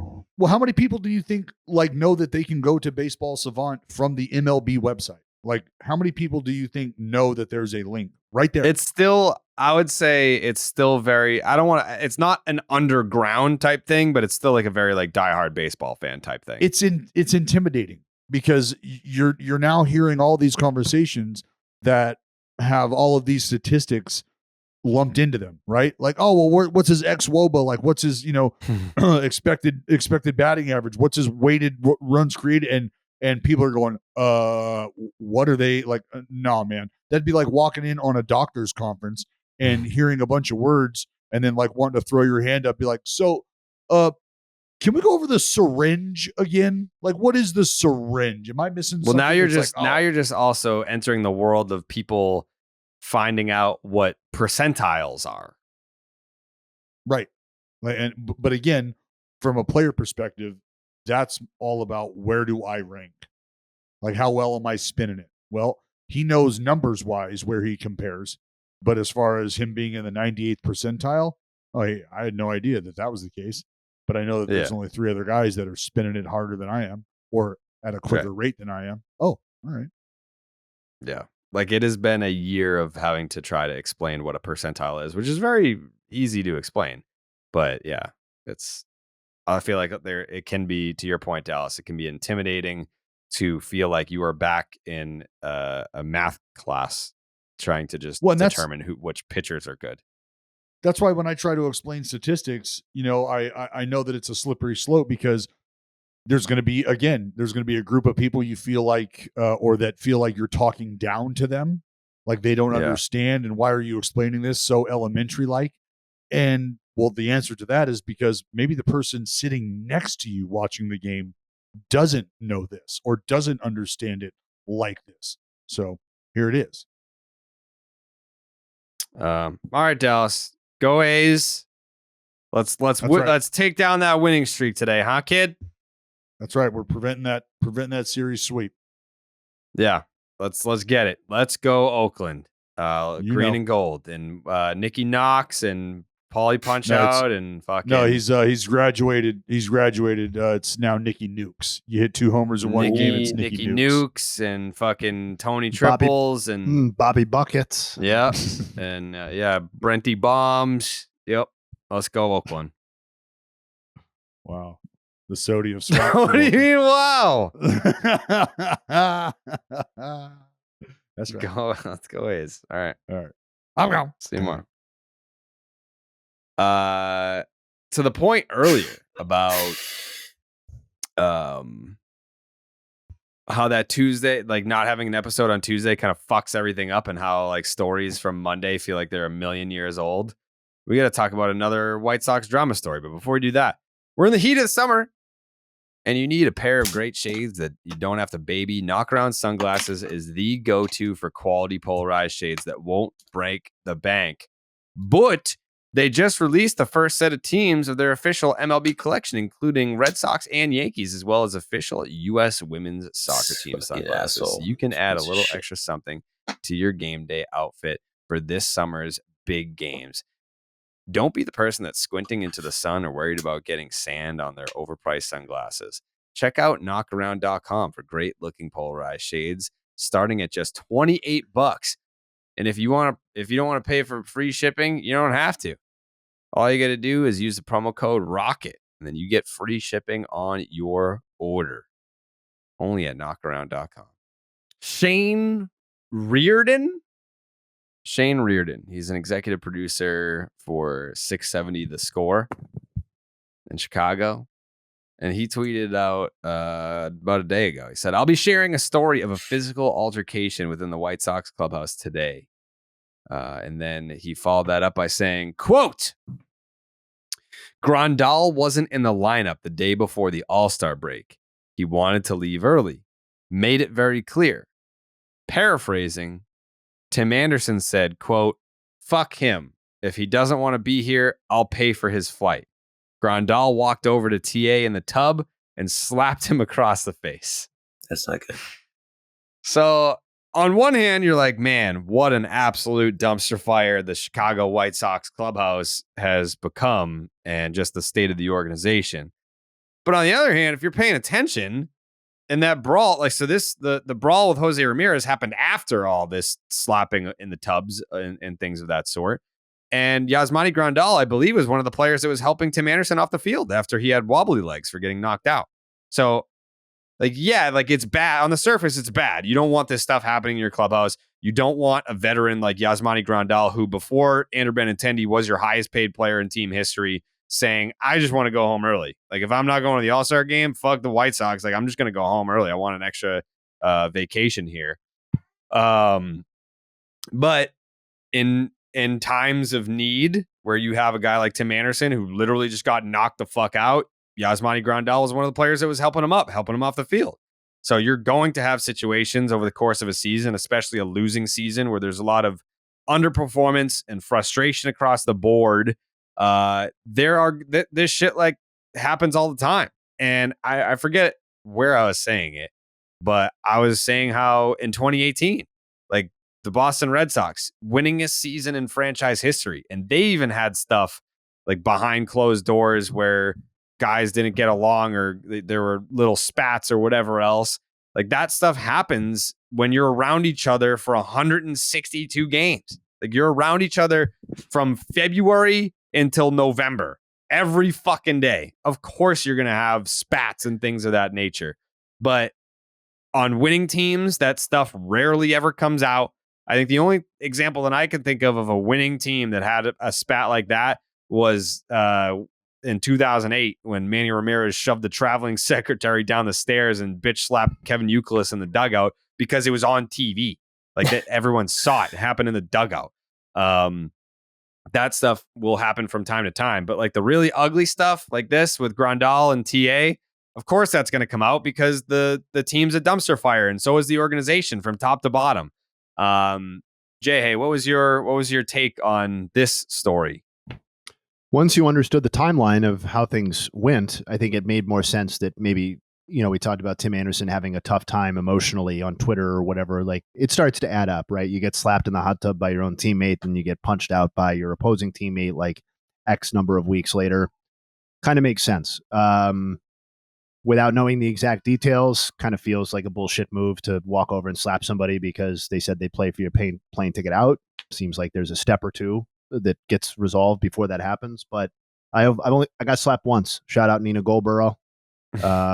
She was in the wrong. She was in the wrong. I didn't do anything to deserve it, but that was fourth grade, and I've obviously achieved a lot since then. So I think Tim Anderson can probably pull it together and still have a fine baseball career. Right. You've grown since then. So much. Yeah. Joseph? I would say it's one thing that kind of crap happens on the Red Sox in 2018, and it's probably, little fights going on, but like when you get all these details, you got ex-players coming out last week, get stranded, talk crap about the White Sox. Why are you censoring yourself? What, saying crap? You started to say you said crap. Well, you're trying to turn down the cursing a little bit. Sometimes I might curse a little too many times, and it's a bad habit. It's called maturing. Trying to. I'll try that. Mature.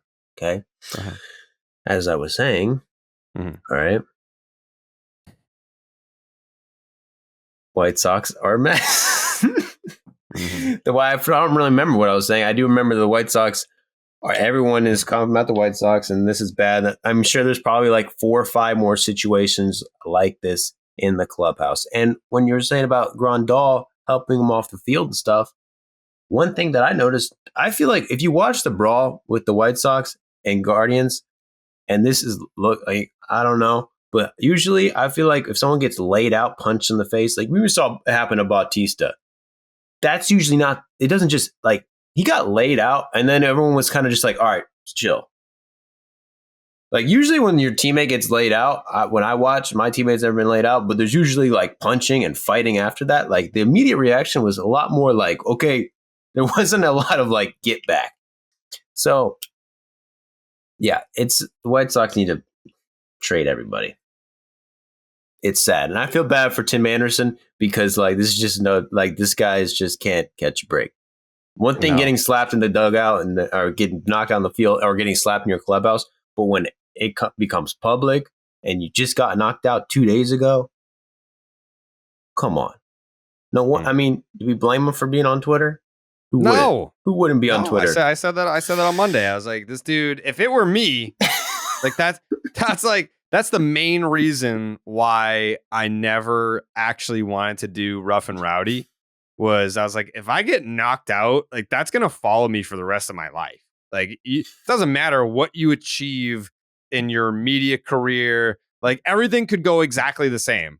Like, it's like, all right, now you're at DraftKings. Like this is like a bit like Baseball is Dead is one of the premier baseball podcasts in the market. You're doing this stuff for MLB Network. Now you get your own show on Nesson. Everybody like, no one cares, dude. You got knocked the fuck out in 2019.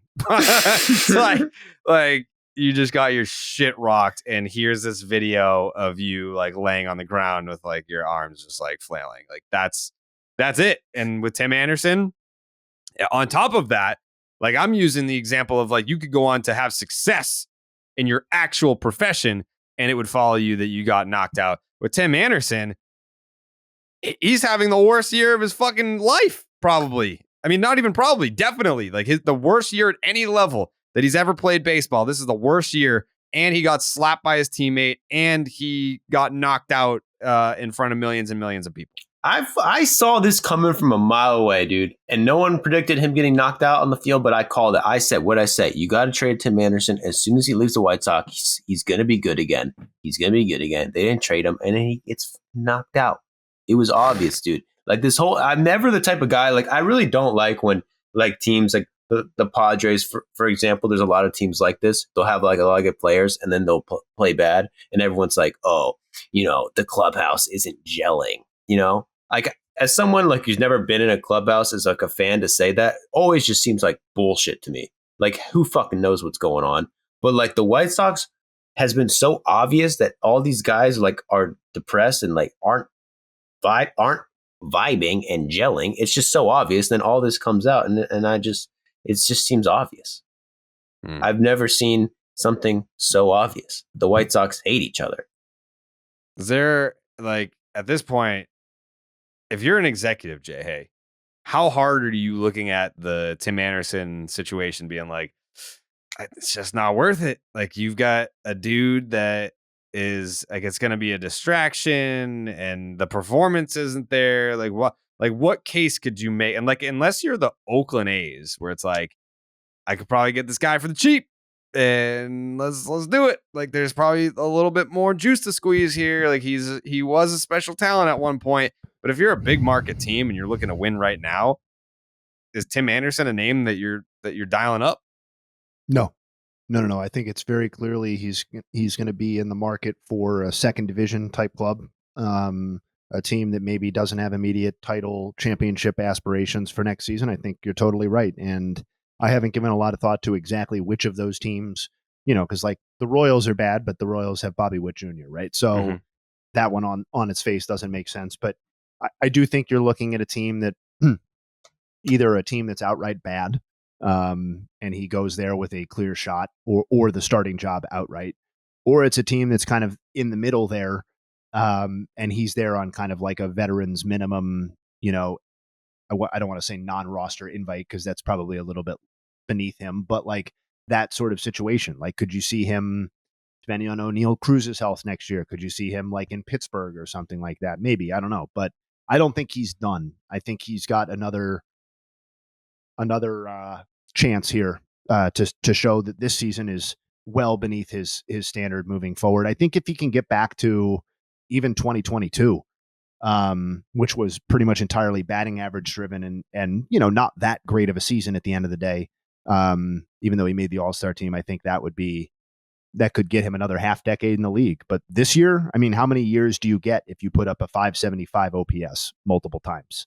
Right. So the clock's ticking now in a way that it just wasn't before. Yeah. I mean, he only turned 30 like a couple of months ago. That's what I'm saying. Like if there's something here, you could get a 3 to 4 year run of some decent production. I just don't think he's going to get a chance to do that on a team that needs production out of its shortstop spot and every game counts sort of thing. Yeah. I mean, you mentioned last year, which was batting average driven, but he's only 2 years removed from a near 5-win season. No, well, look at every single other player on the White Sox. It's not that bad, but it's like every single player other than Luis Robert has like gotten worse. So like part of me doesn't even blame Tim Anderson for being bad this year. In my eyes, it's not his fault, and it's the White Sox clubhouse. I think that's fine in a sense if like this season is just sort of wiped away.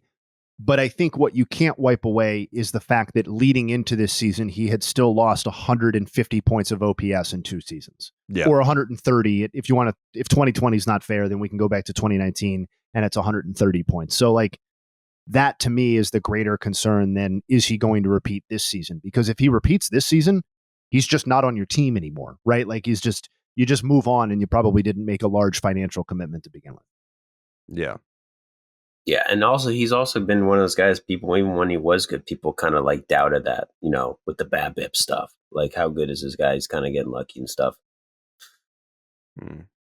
But yeah, I agree. I'd say he goes to the Nationals. Some team like that. Try to sell him at the deadline. Have a decent first half. Yeah. Between 2020 and 2021, he hit 313 with an 829 OPS. 27 home runs, 40 doubles, and 172 he had a 3-year run games. where he was legit really good. Yeah. Yeah, but we are slip sliding away from that. Should have traded him. Should have listened. We are getting removed from that. Before we get out of here, we'll get into some final thoughts, but texted Jay Hay the other day, and I was like, I got a segment idea for you. And I'm pretty intrigued to see where it goes. Because there are points during the filming of this show where I just become a fan. I just sit back and I listen to what the others have to say, especially most notably during the Oakland A's stuff, just listening to Dallas talk about it. Like if I wasn't on this show, I would tune into this show to hear what Dallas had to say about the reverse boycott and the sale and all that shit. So it's cool to get to see it live. This segment, tapping into Jay Hay's brain, someone was talking about the 1941, I believe, MVP race. And we had talked about this on this show, but not necessarily the MVP part of it, but more so like the Joe DiMaggio 56-game hitting streak and how Ted Williams had a higher batting average than Joe DiMaggio over the life of the 56-game hitting streak. Joe DiMaggio ended up winning the MVP because of the hitting streak, even though Ted Williams was a better hitter over the course of it. And that was the year that he hit 406, the last time that we had seen a player hit 400. And that came up during the Luis Arias hunt for 400 discussion that lasted for, I don't know, 3 months, whatever it was. So it got me thinking.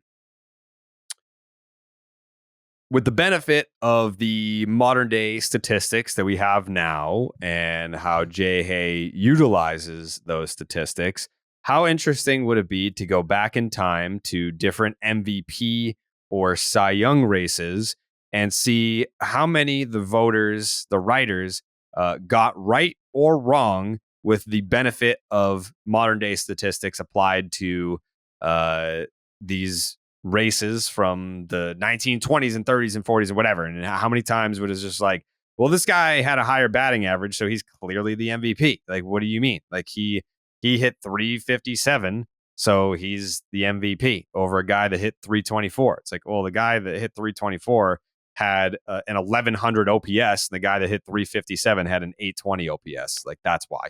So they just weren't looking at stuff like that. So I am very intrigued. Like, I think because I said it, you should do it however you want to do it. I think it would be very cool, Jay Hay, if we had, because on Name Redacted, we do the Red Sox lottery where it is a key of 1 through 100, and each number is a different player. And then we do a random number generator, and it's like number 57. Oh, that's Jim Rice. And then we do a segment about Jim Rice. I think that we should have a random number generator that is years. And then we, at the end of an episode, whenever you want to start the segment, we do the random number generator, and then it gives us a year so that people know coming into that episode. It's like, oh, now we're going to do the 1961 MVP race, and that's what to expect. So, because then, like, you wanted to do it chronologically, but if there was a random element to it, I think that would be cool too. It's up to you. I think that however you want to do it. No, I think the random number adds some excitement to it for sure. A little bit of drama. I just think I think it's a neat idea. I'm excited to dig into it in the off season, and I just, looking at 1941 specifically, it's just bananas. Like, you have a situation where Ted Williams' OPS was quite literally 204 points higher than Joe DiMaggio's. It's not 100. He had a 553 on base percentage that year and didn't win the MVP. No, I think it's going to be great. I think it's going to be perfect off-season content. I appreciate you bringing it to me, and I've already started to look into some of the best years. I mean, there are some that I'm not going to give them away, but there are some that immediately come to my head in terms of years that have happened in our lifetimes where you're already like honestly, what the fuck were they thinking in that season? And there are fewer of those the closer to the present that we get. I think there are some that are still wrong, but like the egregious errors, I think, have dissipated largely. But you don't have to go very far back to find years that are totally inexplicable in terms of award stuff. So I'm looking forward to it. Thank you for the preview. Yeah, that's going to be great. And I think, I mean, it's up to you guys, but in the off season, starting 9 originally, even during the season, starting 9 started out as 1 episode a week. And then it was a big deal when we went to 2 episodes a week. This is the first year ever in the history of the franchise that we've done 3 episodes a week. And I don't think that it hasn't felt like too much, because we used to do 3-hour episodes, and now we'll do like an hour to 2 hours, whatever, somewhere in between, 3 times a week. So I don't know. I'm throwing out the idea of during the off season going to 2 episodes a week, and those 2 episodes can be like, one of them is the news and notes episode, and then one of them can be just like a bunch of random bullshit where we think of different segments for different people to get everyone in the mix. And so that it's like, yeah, on like the Thursday episode, that's when Jay Hay does the, going back and look at the voting stuff. And like, Joe, if there's something that you want to do for your weird brain as well, I feel like there's a lot of untapped weirdness within segment ideas that we could do with you in the off season when there's not exactly a ton of stuff to talk about. Even Jake, I think that'd be great. So we'll get thinking on that, because in the off season, I feel like baseball fans, they feel abandoned. There are baseball fans that like, I know you guys probably like football or whatever. I don't give a fuck about anything besides baseball. So it's like in the off season, you want your baseball fix, and I would like to provide that for the people. So we get time to think about it. It's only August. It's only August 9th. We've got time before we hit that depression November. So it is our job here at Baseball is Dead to steer you away from that off-season depression, keep the baseball rolling, which we will do tomorrow for the Thursday episode of Baseball is Dead. Joe, do you have any final thoughts? A final thought. at the buzzer. Go to Jay Hay first. Jay Hay, final thoughts? I have 4 final thoughts. 4. Grayson Rodriguez. We were talking about the Orioles rotation where John Means fits into that. I did want to. They lost last night, but Grayson Rodriguez had another pretty solid start. Not going very deep into games, but 2.66 ERA over 23 2/3 over his last 4. Batters are hitting 175 off of him over that stretch. So maybe we're starting to see him turn a corner a little bit. Candelario, obviously a big pickup for the Cubs at the trade deadline. I was not appreciative of how good he has been and how long he has been good this season. He is slashing 310, 407, 584, which works out to a 992 OPS since May 13th. And he's hitting 412 over his last 15 games. So the Cubs getting an immediate boost from his acquisition. We were talking about how Toronto supports when the Blue Jays put a product on the field. I went and looked it up. They are the last non-New York team to draw 4 million fans in a season, which they did during the early 90s. The only teams to do it since are the Mets and the Yankees. And then Mookie Betts, we were talking about him, where's the power coming from this year? And I don't think this explains all of it, but a quick rapid fire list of things that are going on with him this year. It is his highest launch angle ever. It's his highest average exit velocity ever. It's his highest barrel rate other than the MVP 2018 season. It's a career high fly ball rate, which follows the launch angle, obviously. And he's chasing pitches out of the zone at a career low rate. So in many ways, while this season probably won't end up being as good as 2018, as we've demonstrated, there are elements of Mookie Betts' game that are better than they have ever been. I've got 3 words to explain that. Julio Daniel Martinez. Wow. Mm-hmm. Mm-hmm. You can see the influence every day. Joe, did you come up with a final thought here? Yeah, I know you saw that the Red Sox are giving out bobbleheads for Kike, even though he's not on the team anymore. Yeah. So I want to know what if Hey, I don't speak on the Red Sox. I'm not a Red Sox fan. I let the other guy, my Red Sox colleagues, speak on the Red Sox. But I think that's actually kind of way sicker than just canceling it. Well, but for the record, it is a Kike Hernandez Puerto Rico World Baseball Classic bobblehead. So I think if it was like a Kike Hernandez Red Sox bobblehead, then it's like, yeah, we probably can't do that. But it's World Baseball Classic Team Puerto Rico. So why not celebrate Puerto Rico? We have a Puerto Rican manager. We just had Puerto Rico Appreciation Night a couple homestands ago, gave out Puerto Rico jerseys. So we're very one with the island. So I got no problem with it. And Kike's coming back soon. Ooh. Couple weeks. The Dodgers are coming to town. Red Sox are going to have to run out 5 different fucking tribute videos, but it's, I wonder how they're going to spread them out. They should just change the bobblehead to that night. Fuck it. I agree. That would be funny. Yeah. Yeah. Kike comes back. It's like you get a tribute video for Kike. You got one for Mookie. You got one for JD. You got one for Joe Kelly. You got one for Ryan Brazier. You almost had one for Eddie Rodriguez, but he'll be back this weekend, as you pointed out earlier. Well, good for the Red Sox, because I think because this happens like low key more than you think. Team trades a guy to have a bobblehead night, have to cancel bobblehead. All these bobbleheads go to the ocean, and give them out. If I was going to a game and they're going to give me a free bobblehead, I don't care who the bobblehead is. Take the bobblehead. You'd rather get a bobblehead than who cares what team he's on. Yeah, people love bobbleheads. My final thought: interviewed Bobby Witt Jr. yesterday, so that'll be on the podcast. I don't know, Jake. What do we want to do? That tomorrow? Yeah, I don't have it yet, so probably tomorrow. All right, maybe tomorrow, potentially. But Bobby Witt Jr. Got to talk to him yesterday, so that'll be on the podcast potentially tomorrow. And also shout out to Bobby Witt Jr., who becomes the only player in Major League Baseball history to start their career with back-to-back seasons of 20 homers and 30 stolen bases. No one else has ever done that in the history of the game. Talked about it in the interview. So you'll hear it straight from the horse's mouth, potentially tomorrow. Jake's takes.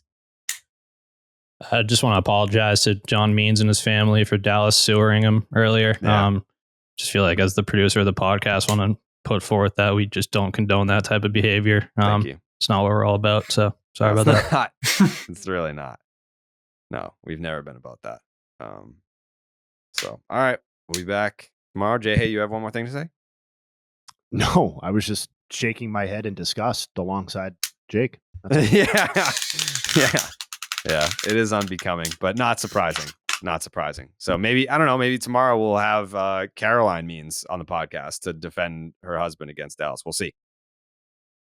I'll throw out the ask. She might be too outraged to come on, but we'll see. Thanks for listening. Thanks for watching, and we'll see you tomorrow. We don't.